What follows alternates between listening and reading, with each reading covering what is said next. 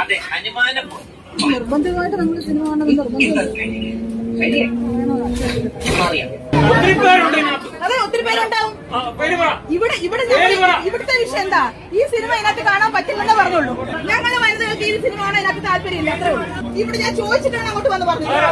വനിതകളോടെല്ലാം ഞാൻ ചോദിച്ചിട്ടാ പറഞ്ഞത്. നിങ്ങൾ കൂടുതലായിരിക്കും മര്യാദയ്ക്ക് സംസാരിച്ചാൽ മതി. ദിലീപിന്റെ ആളാകാൻ നോക്കണ്ട, ദിലീപിനെ പോലാകാൻ നോക്കണ്ട കേട്ടോ. ആരും എന്ത് പറഞ്ഞെന്നുള്ളതല്ല, ഇവിടെ ഈ സിനിമ കാണാൻ വയ്യ.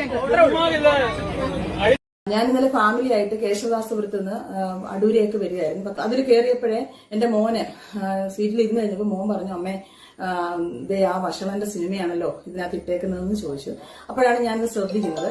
അപ്പൊ ശ്രദ്ധിച്ചപ്പോ ഇതാണ് ദിലീപിന്റെ പറക്കുന്നളി എന്നുള്ള സിനിമ ഇട്ടേക്കുന്നു. അപ്പൊ ഞാൻ കേശവദാസപുരത്ത് നിന്ന് അടൂര് വരെ 2-2.5 മണിക്കൂർ ഞാൻ ഈ സിനിമ കണ്ടുകൊണ്ടിരിക്കാൻ എനിക്ക് ബുദ്ധിമുട്ടുള്ളത് കൊണ്ട്, ഇപ്പോഴത്തെ സാഹചര്യത്തിൽ പ്രത്യേകിച്ചും ബുദ്ധിമുട്ടുള്ളത് കൊണ്ട് ഞാനിത് കണ്ടക്ടറോട് അറിയിച്ചു.